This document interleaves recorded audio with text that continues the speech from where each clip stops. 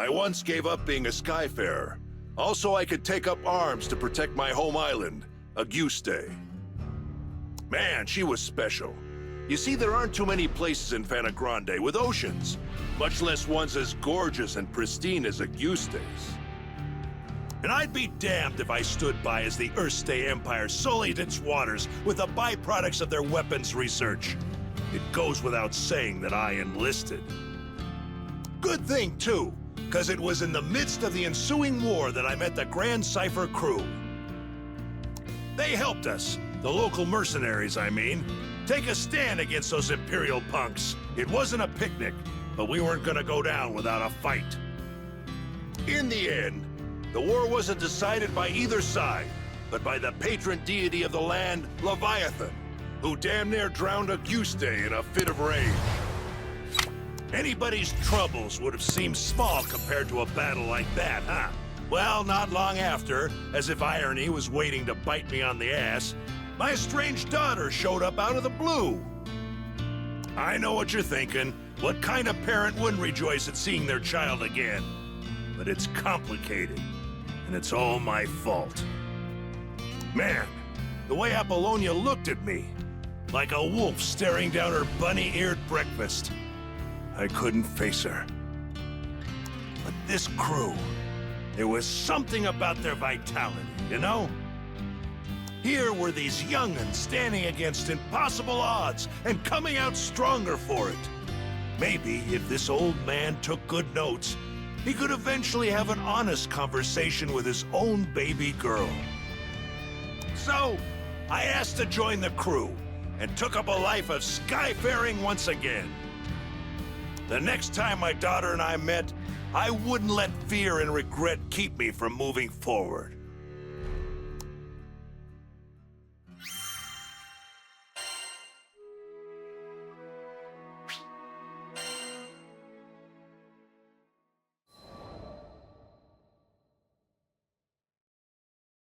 How'd me and my daughter end up estranged? Well, the first thing you need to know is that my wife was stricken by a terminal illness. I refused to listen to the doctors. Terminal my foot. Even if there was no cure in Auguste, surely there ought to have been something in other lands. And so, I left my family at home, crisscrossing the skies looking for a cure. Got into a lot of adventures along the way, and somehow ended up making a name for myself. But no matter how far and wide I traveled, the cure eluded me. And while I was away, my wife, she breathed her last. I wasn't there for her when she needed me most. I never even got the chance to say goodbye. Regret and self-loathing crashed over me in never-ending waves, threatening to pull me under. You can't even begin to imagine the pain. And there was nothing I could do about it. It was all my fault. My daughter spent countless days looking after her sick mother, fighting off fear and dread. It's not hard to imagine why she hates me. She must have asked herself time and again, why was her father gallivanting across the skies while his family suffered? By the time I finally came home, she was long gone. There were no other relatives to turn to. The only family she'd known was no more. All I could do was stand, dazed and helpless, in the cold, empty shell of the home we'd made.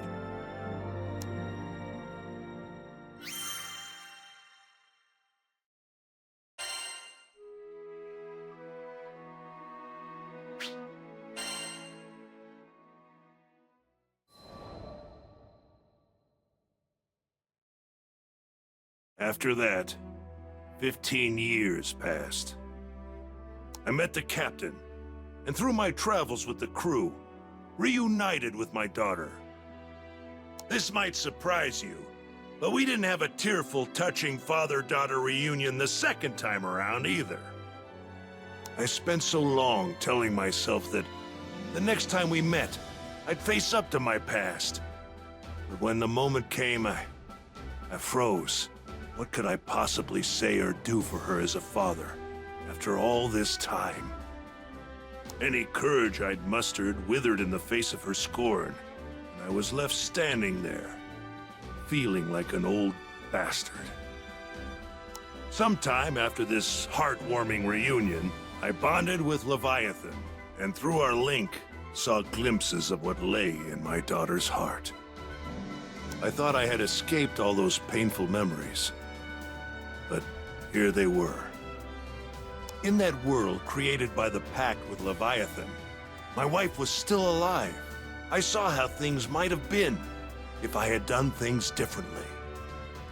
Of course, I knew none of this was real, but I would rather stay in a world of memory than live in a cold, lonely reality without her.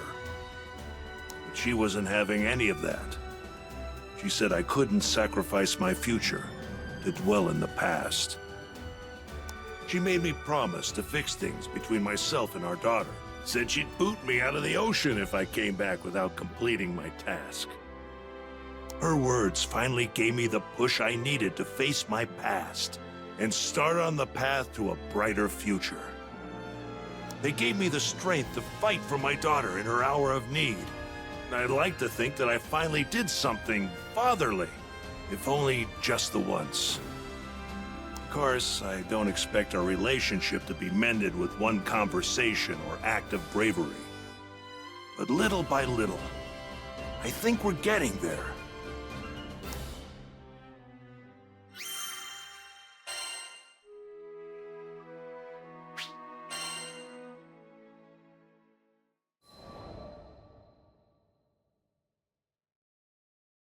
When Tempeal was hit by a devastating storm, refugees flocked to the safe haven of Fulka. We heard the news and docked on the island, which was buzzing with activity. It was clear. All hands were needed on deck as reconstruction efforts got underway. So we walked through the city, looking out for opportunities to help. That's when we saw a distressed young draft. We didn't know the details, but it was plain as day that something wasn't right. He was stumbling around, eyes unfocused, and staring into space. I couldn't shake the feeling that we shouldn't leave him on his own, so we ended up trailing him.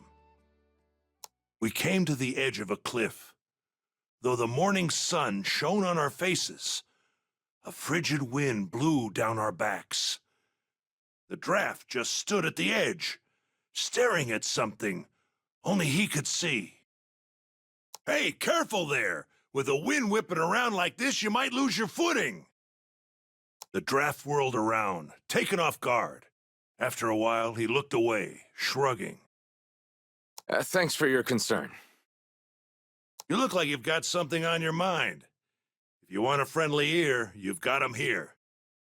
I guess I do. He smiled, though the expression didn't reach his eyes. The draft introduced himself as Karzeda. Back in Tempeal, he was a jeweler's apprentice. My childhood friend was caught up in that storm. I was in love with her. Could never get up the courage to tell her. And now it's too late. Karzeda bit down on his lip, as if he was trying to hold back his despair. He went on, telling us that he'd hit a slump in his apprenticeship. Nothing he did could gain his master's approval.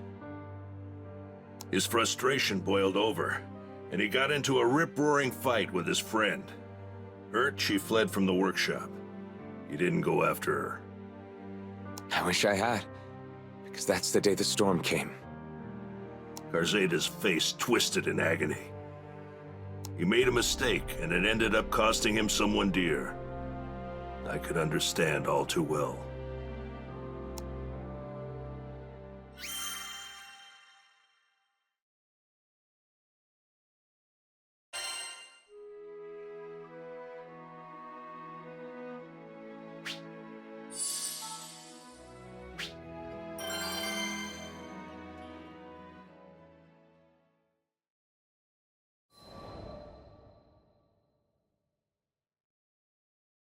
Karzeda stared at the sunbeams as they illuminated the cliffside. His eyes were watering, and not just from the sun's rays. When we were kids, we made a promise. Once I became a proper jeweler, I'd share my most treasured secret with her. Cowardly, yes, but that was the only way I could tell her how I felt. It all made sense now. His deepest, darkest regret was putting off telling her what was in his heart for so long. We made that promise ages ago. I wouldn't have been surprised if she forgot all about it. Garzeda paused, as if remembering something. He lifted his gaze to the sky, then continued. Oh, right. I have to go back to the mines in Tempeal. There are keepsakes of hers there. I don't think she can move on without them. I could tell how important this was to him. But when the people fled Tempeal, a horde of monsters moved right on in. Actually, forget the fiends. Garzeda wasn't in shape to go anywhere right now. What do these keepsakes look like? I can head to the mines and track them down for you. Considering his condition, I wasn't about to give him room to argue. Besides, I know all about not being able to share the important stuff with a loved one while there's still time. There's so much I didn't get to tell my family. Even now, thinking of our old house makes my heart ache something fierce. That day, there was no one to greet me when I opened the door. Seeing the cold remains of my home tore open a void in my heart. But you know what? I managed to keep going because my friends were there for me. This time it was my turn to support someone who needed it.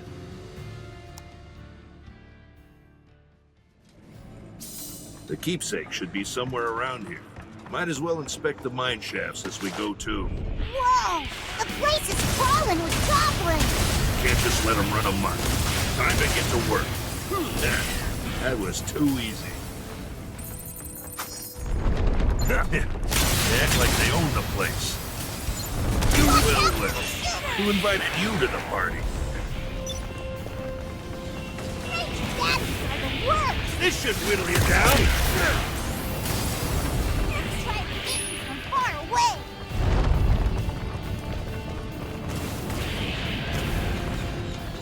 Watch out for the shooters!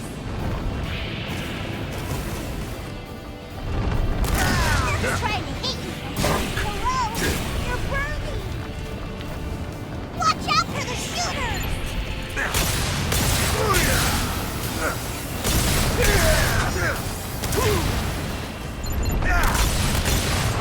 How about no? Watch out! That's You a like good that? goal!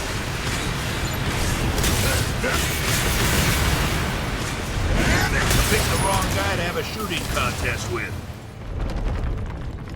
Garzeda's counting on us to find those keepsakes.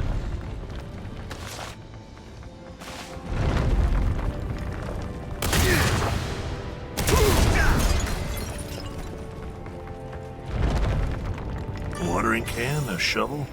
These are the keepsakes. Huh? Did you hear that?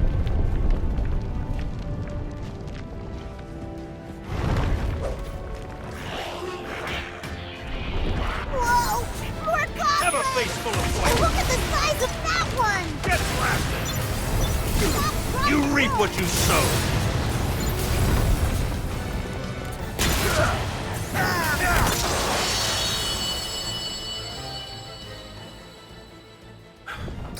We got the big one. I think we can rest easy. Great! Let's head back to town. Sheesh. The place was crawling with goblins. Good thing we came instead of Garzeda. Damn my luck!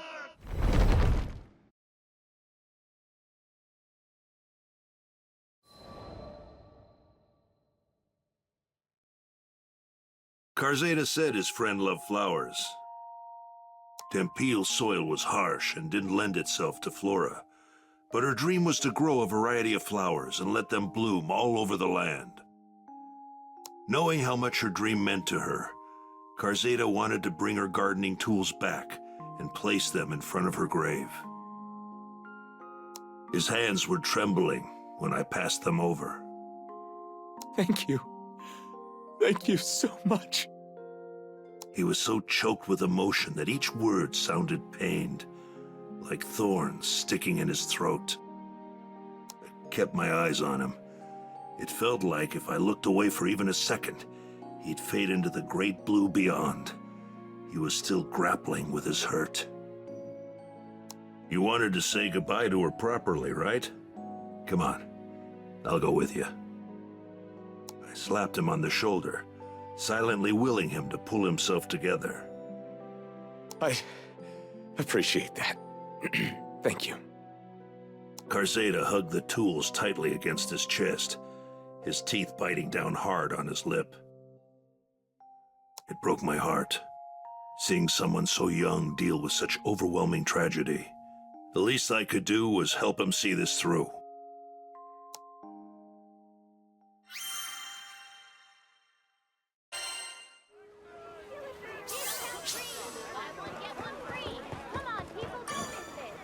Hello.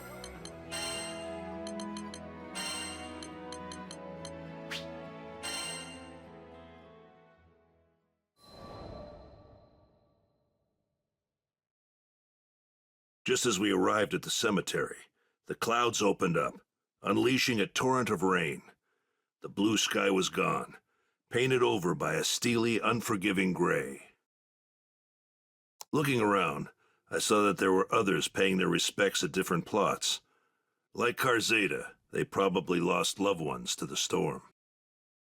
As soon as he laid eyes on the mound of earth in front of him, the dam broke. Karzeda's shoulders heaved with his sobs. Why did I say those awful things? There were so many more important things I wanted to tell you, but He sank to his knees, crippled with grief.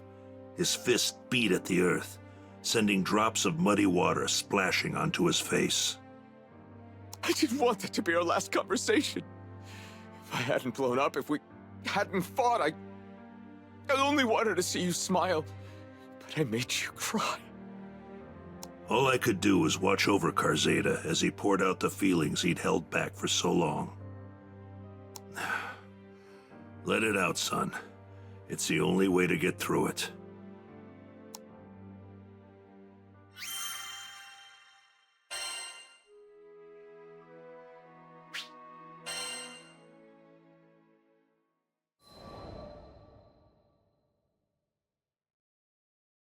After the visit, we made our way to a tavern.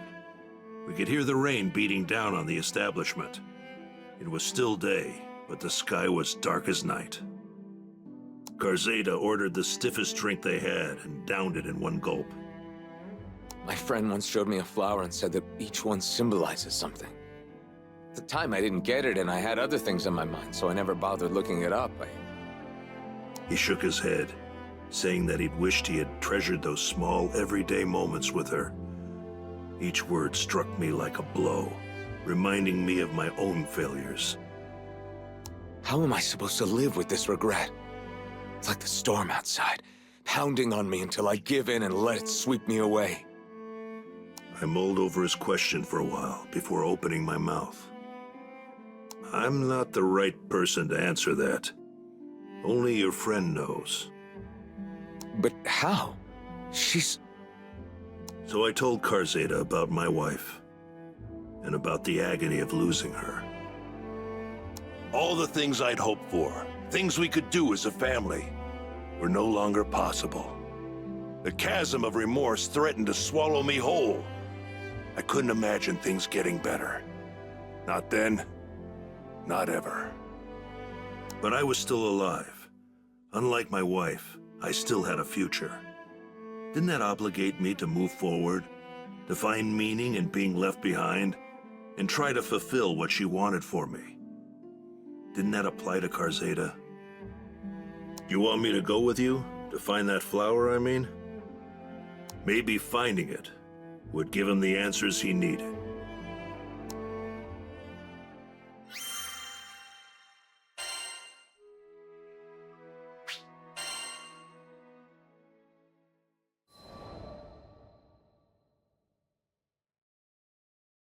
You think we can find the flower? That sounds like a good idea. Karzeda spoke haltingly, as if remembering the times he shared with his beloved friend. She'd always loved flowers. Tempeel was a land forged by its mines, and its climate wasn't suitable for flowers. But that wasn't going to stop her. As if that thread of memory had unspooled another, Karzeda said that his friend mentioned having a secret flower garden. But she hadn't told him the location, so he wasn't sure where to begin looking. Sometimes she'd head out to a forest near Folka. If the garden's anywhere, it's probably somewhere in there.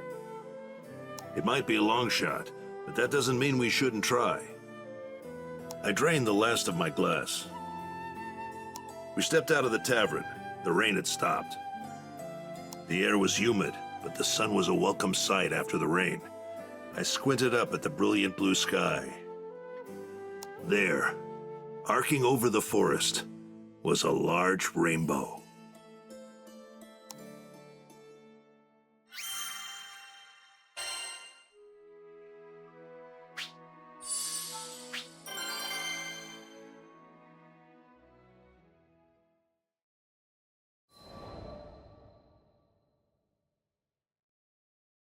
We took our first steps into the forest.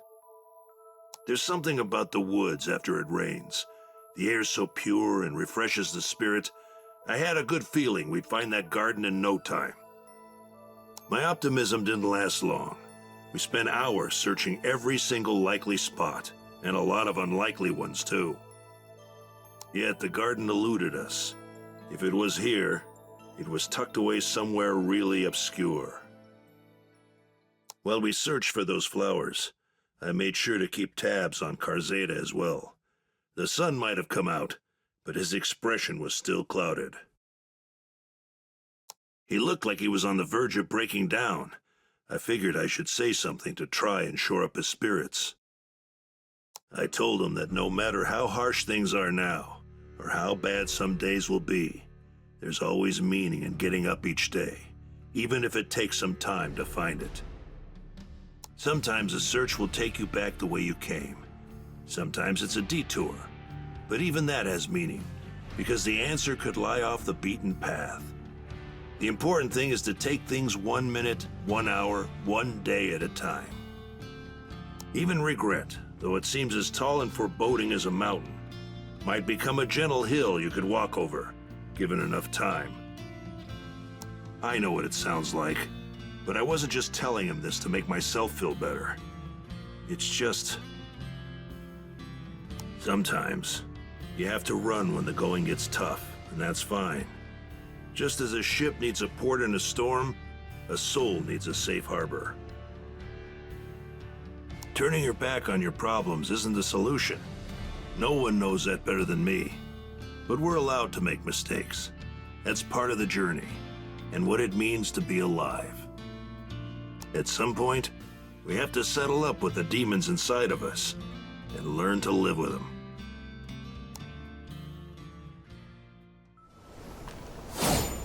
I've been skyfaring long enough to trust my gut, and it says we'll find that garden. Thank you. If only I knew what she was growing. We'll know once we find it. Just stay close to us, okay?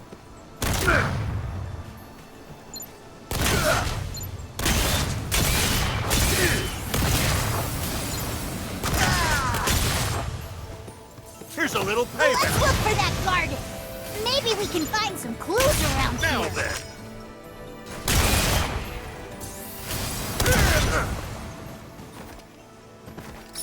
This wood is aromatic. It should ward off the beasts. Maybe it was put here to protect the flowers. There might be more nearby.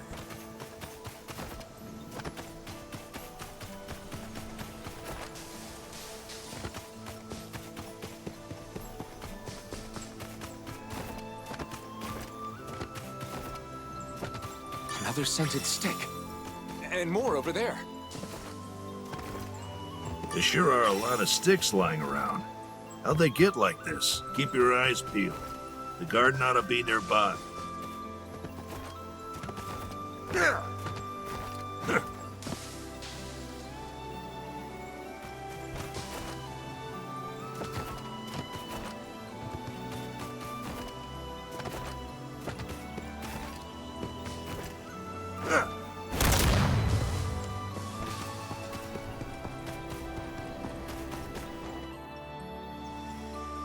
This is the place. I know it. But it's...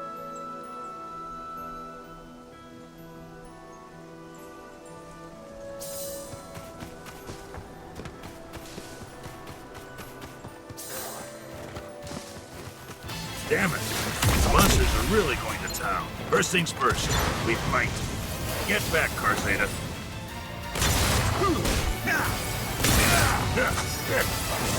Bring in the bigger!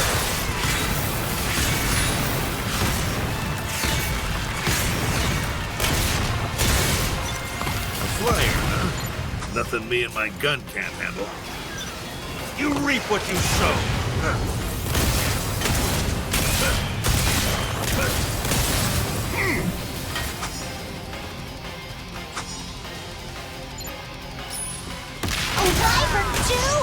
Give me a break already! How about no?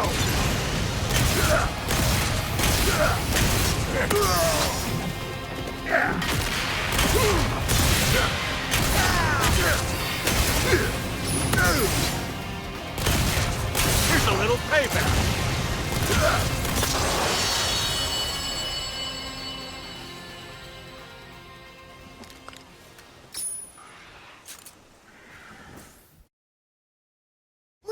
The monsters, but the garden. You all right, Karzeda? Come on, pull yourself together.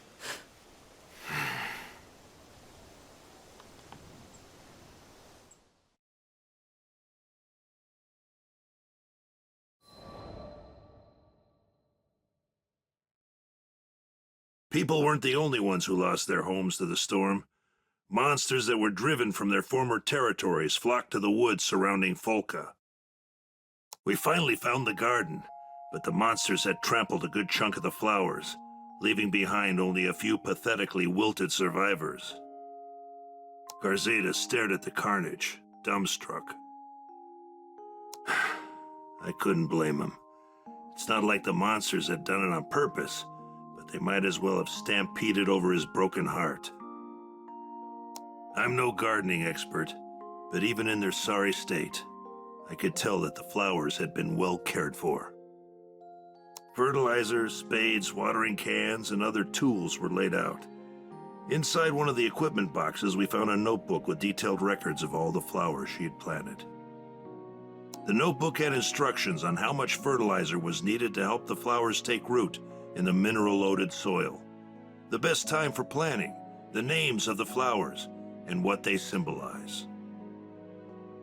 I passed the notebook to Karzeda, who began reading it as if the secret to life was written in its pages. Maybe for him it was. The last page described another flower garden, separate from this one. With the notebook to guide us, we went in search of it.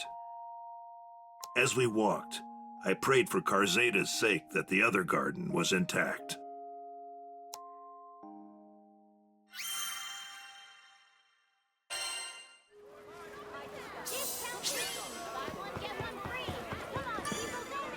Hello.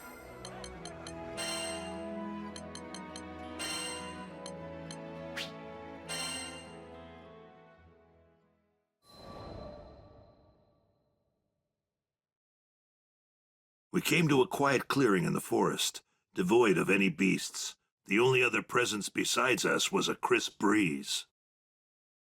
Shafts of sunlight peeked through the trees that shaded the garden. I felt my breath catch in my throat as I took in the sight. Purple anemones bloomed, filling the entire clearing. Just looking at them, I could feel the tension drain from my body. That's it. These are the flowers she talked about. Karzeda opened the notebook. Flipping through its pages, he came to the section on anemones. Tears spilled down his cheeks as he read her notes. I see. So that's what she was trying to tell me. After a while, he pulled himself together and turned to me.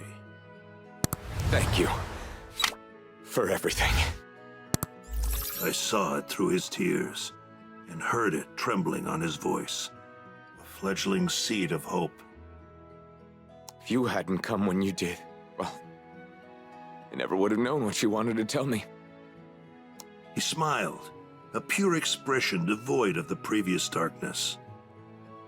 She dreamed of a Tempeel blooming with flowers.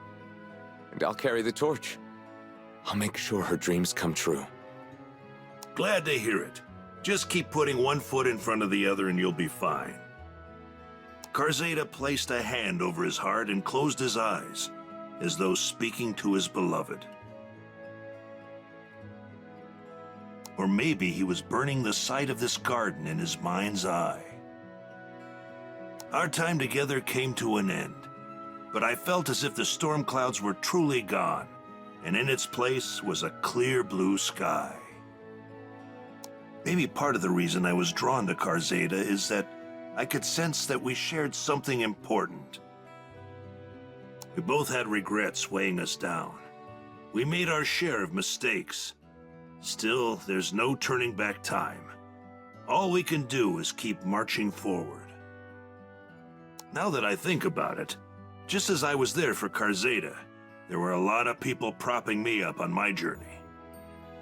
I owe all those people my thanks. It's because of them that I stand here today.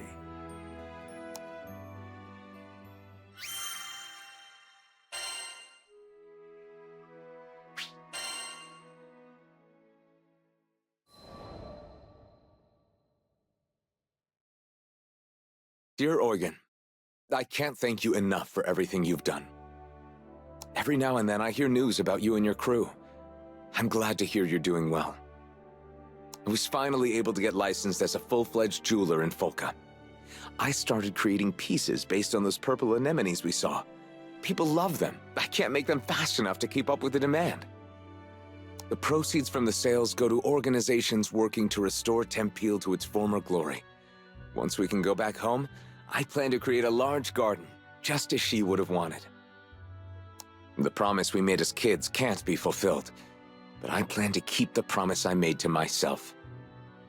I'll do it to bring her dream to life. P.S. I never did tell you what those purple anemones symbolize. According to her notebook, they mean, I believe in you. I'll wait for you. The next time you're in Folka, look me up.